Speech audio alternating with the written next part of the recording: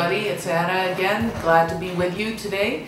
Hoping you're still coping okay with the heat. It's pretty bad out there, so we all need to make sure to drink lots of water, take care of ourselves, and also check in on our neighbors and friends and people that we know that might be a little bit isolated, stuck in their apartments, that kind of thing. So let's all look out for one another. And that's kind of our theme for today. I wanted to talk with you about the current core services review that's going on, continuing at City Hall. As you probably know, the city quite a while ago announced that it needs to find $774 million in cuts, is the way that the city is putting it, or savings, in order to balance the budget. The city is by law required to balance its budget every year, so we have to have revenues equaling expenses. This is arbitrary and has been imposed by the provincial government. It wasn't always so that we had to have a balanced budget. I mean, we always hope to have a balanced budget, but we know that in times when people need extra help, sometimes governments have to spend more money than they take in.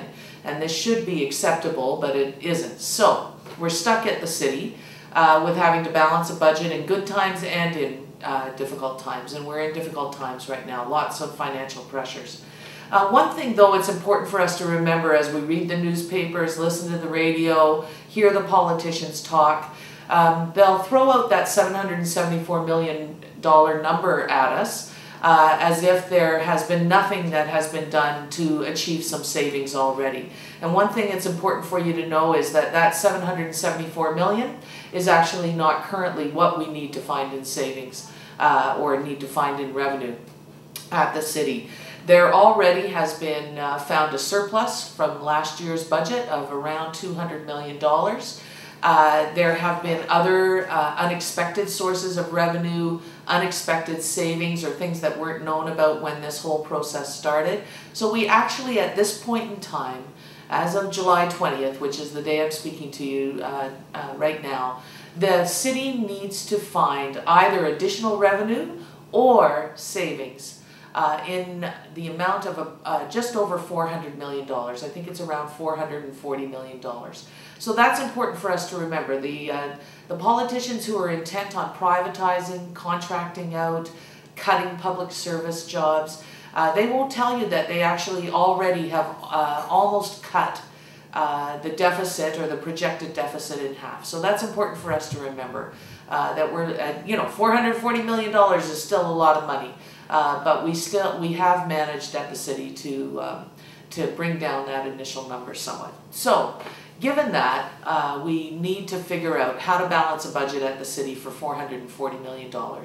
And given that the public has been invited to comment on what they think should happen in order to make that happen, it's also important for us to remember that after a survey that about 13,000 people filled out for the city, the overwhelming majority of people said that they would be willing to pay a little bit more in taxes if it meant keeping and improving the services and the programs that make this city a really great city for everyone. Not to say that there are problems in this city, but there have been many initiatives over the past number of years that have gone towards helping to make sure that people in poor neighborhoods are also benefit from free programs or programs at very low cost. We have 2,000 childcare spaces, subsidized childcare spaces, that the city operates in addition to the many that are funded through the province, and those are important to the life of our city, and in fact we need more childcare, not less childcare. We have a TTC system, a public transit system, that while needs a lot of improvement, it still provides services to people across the city. Unfortunately, we've seen a lot of clawback to those services. We need to see those services improved. So it's important for us to remember that people have said that they'd be willing to pay more in taxes if it meant that those services could be maintained and improved. So that means that the taxpayers, the people that our Mayor Ford is so fond of talking about, have told him in overwhelming numbers that they can stand a tax increase. And our mayor has refused to say that we need a tax increase, and in fact has dropped taxes. He cut the vehicle registration tax. He's talking about cutting the land transfer tax. These are taxes that people who own cars, like me, people who own houses, pay this tax. For vehicles, it's $60 a year for the land transfer tax. It depends on the cost of a house when you purchase it. But these are expenses that people would willingly take on if it meant that the city's services were improved. And we need to see those taxes maintained. We need to see property taxes increased. We need to see business taxes increased in the city. There is money to find in terms of revenue. We need to look very seriously at the issue of road tolls and use of our streets.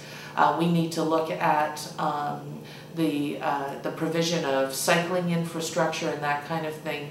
So there are ways that we can find more revenue for this city.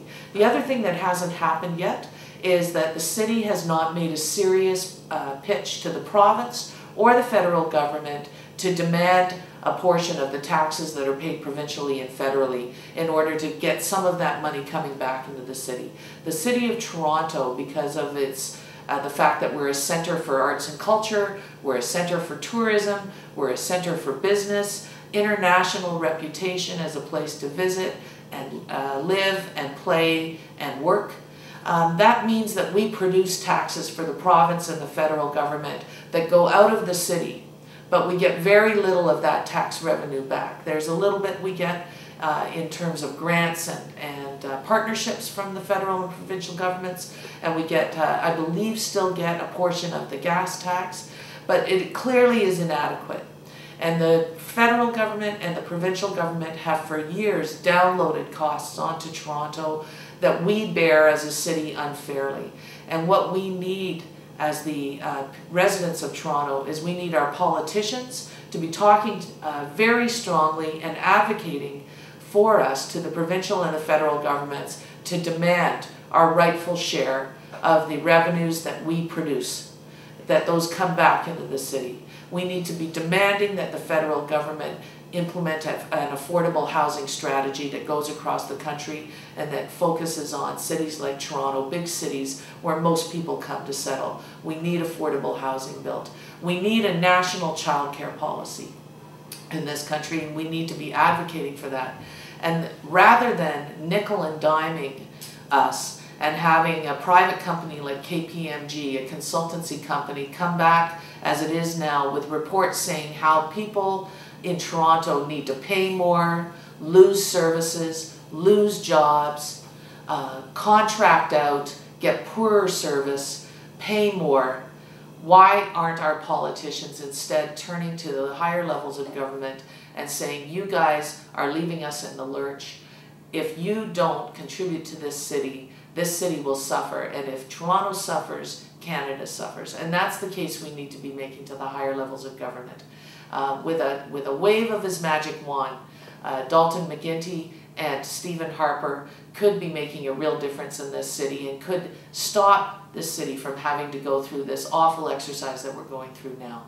So, having said that, that's something you can be telling the politicians, your local councillor and the mayor. Give him a call. He says he listens to the people of Toronto. Make sure that he understands that you know that this whole exercise in figuring out how to cut and make our lives more miserable in Toronto is not needed. And that in fact what we need to be doing is raising taxes on those that can afford to pay, so that the services and programs that those that can't afford to participate in public life are increased and enhanced. We need better TTC service. We need more childcare. We need more affordable housing. We do not need less of any of these things. One of the things that I want to encourage you to do tomorrow, Thursday, July 21st, at 12 noon, at the Bay Adelaide Centre at 333 Bay Street, there is a demonstration that's been planned by a coalition of agencies, organizations, services, individuals in the community. It's a demo and it's called Consult This KPMG. KPMG is the privatized company, the private consulting company that is advising the city right now through a series of reports that have been released last week and this week. They are suggesting that the city take drastic action to save money. And KPMG and consultants and private companies like KPMG stand to benefit from the cuts and the clawbacks and the privatization that they are suggesting that the city consider. It's really important for us as residents of Toronto to speak up loudly about this. One of the ways that we can always make our voices heard is through a demonstration, so I encourage you to attend the demo tomorrow at 12 noon, that's Thursday, July 21st, at the Bay Adelaide Centre, which is at Bay and Adelaide Streets in downtown Toronto, 333 Bay Street. Head out there at noon and I'll see you there, and we'll say very loudly that we should not have private companies paid $3 million as KPMG has of taxpayers' dollars that could go to something more useful. It's important for us to let the city and KPMG know that we don't accept this process, that we don't accept cuts, that we don't accept a lower quality of life in Toronto, and that there are ways to find ways to balance the budget as required by law and not have a terribly negative effect on people's lives. They have suggested cutting everything.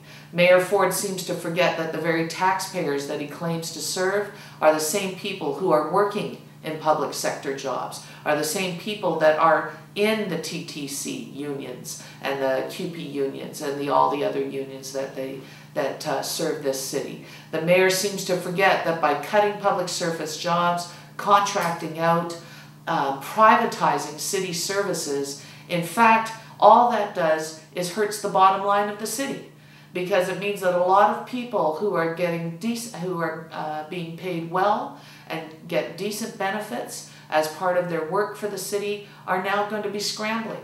Their incomes are going to be cut. They're going to be losing their jobs if the mayor has his way and his allies have their way. And that is just going to lead to poorer quality of life in this city. It's going to lead to less revenue and things that the city needs. So it's important for us to get out there. It's also really important for us to make our voices heard to the city, and there's a chance to do that. Next Thursday, July 28th, the executive committee of the city is meeting. And the executive committee will be considering recommendations from KPMG to cut all sorts of community grants and programs. The executive city also makes recommendations about many other cuts and issues like the TTC and TCHC. You can make a deputation and talk to the city about what you think about these cuts. And it's really easy to do. I know it sounds intimidating to talk with the executive committee. It really isn't bad. You get 5 minutes, you can tell them what you think about their proposals. I won't give you a whole bunch of information. Basically, it's next Thursday, July 28th. You can email exc@toronto.ca and let them know you want to depute, or phone them at 416-392-6627. You can also visit a website to find out how to depute, what's coming up for discussion. And so I encourage you to go to the website commitment2community.org/P=44. We'll have that up on the screen for you so you can go to that website. The other website you want to check out is www.torontostopthecuts.com. Also, you can go on Facebook to Stop the Cuts. Check these websites out. Come out to the demo tomorrow at noon, Thursday 21st. Hope to see you at City Council on the 28th. Let's stop these people who want to wreck Toronto.